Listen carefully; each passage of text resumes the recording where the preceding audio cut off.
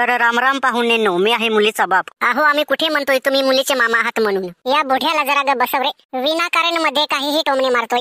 अरे ते आपल्यापेक्षा वडील आहेत, तेव्हा त्यांना आपल्याला शिकवायची काहीही गरज नाही. हे बघ गण्या भाऊ, तुला माझं सांगणं काम आहे, बाकी तुझी मर्जी. अहो किती वेळ लावताय तुम्ही? मुलीला बोलवा की गेली पळून एखाद्या दुसऱ्या बरोबर. नाही हो, आहे घरातच. पण काय आहे ना, तिला जरा मेकअप करायला उशीर लागतो. तोपर्यंत तुम्ही चहा वगैरे प्या. असं म्हणता का?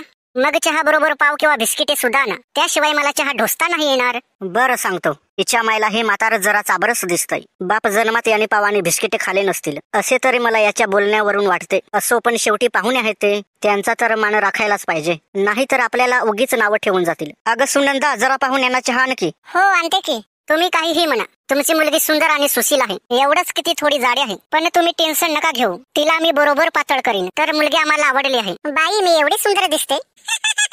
अहो तुमचा गैरसमज झालेला आहे. ती माझी मुलगी नाही, बायको आहे, बायको.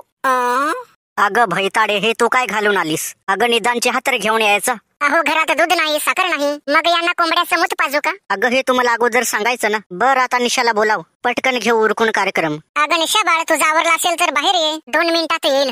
अहो चहाचं काय झालं? अहो त्याचं काय आहे ना, आता वेळ झालेली आहे, तेव्हा मुलगी बघण्याचा कार्यक्रम आटपून घेऊ, मग मी तुम्हाला थेट जेवायलाच देतो. बरं तुमची जशी इच्छा. पप्पा मी आले. आलीस का बाळ माझं लाडाचं लेकरू? किती गोड दिसतंय बरं. अहो गोड कसलं, स्वीट म्हणा स्वीट. बरं, काही आता प्रश्न विचारायचे असतील तर विचारा. बाळ तुझं शिक्षण किती झालेलं आहे? MHR graduate. म्हणजे नेमकं किती? अहो म्हणजे मी म्हशी आणि गाई चारते, कारण मी लहानपणापासून शाळेत गेलीच नाही. बरं असं, तुला नीट स्वयंपाक बनवता येतो का? हो, परंतु मी बनवलेला स्वयंपाक कोणी खात नाही. सगळं जेवण गाईलाच घालतात, कारण माझ्या हाताला जास्त टेस्ट आहे ना. समजलं आम्हाला. बरं तुला गाणं म्हणता येतं का? हो, म्हणून दाखवू का? बरं एखादी ठसकेबाज लावणी म्हण. तिच्या माईला म्हाताऱ्याला तमाशाचा नाद होता वाटतं, म्हणूनच लावणी म्हणायला लावताई.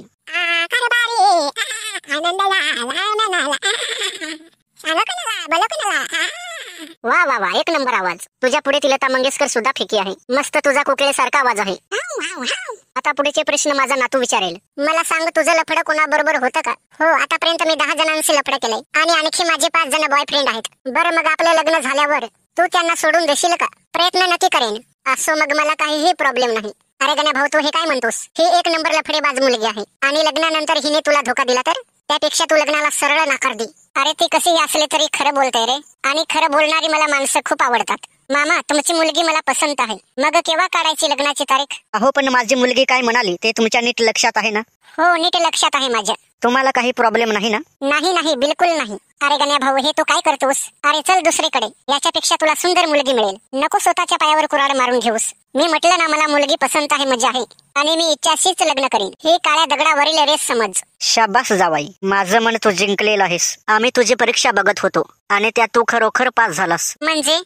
म्हणजे आम्ही सगळे नाटक करत होतो. माझी मुलगी मसी गाई वगैरे चारत नाही, तर तिने BEd केलेलं आहे, आणि तिला लवकरच नोकरी लागणार आहे. आणि ती लफडेबाज वगैरे काही नाही, तर ती कुण्या मुलाकडे ढुंकून सुद्धा बघत नाही. परंतु जावाई आमच्या मनासारखा भेटत नव्हता. बरेच मुले बघायला आली, आणि आमचं नाटक बघून पळून गेली. पण आम्हाला याच्यासारखा कुठे जावाई भेटला नाही. खरंच ग्रेट आहात तुम्ही जावाई. गण्या भाऊ, तुला लॉटरी लागली रे, लॉटरी लागली. खुश हुआ.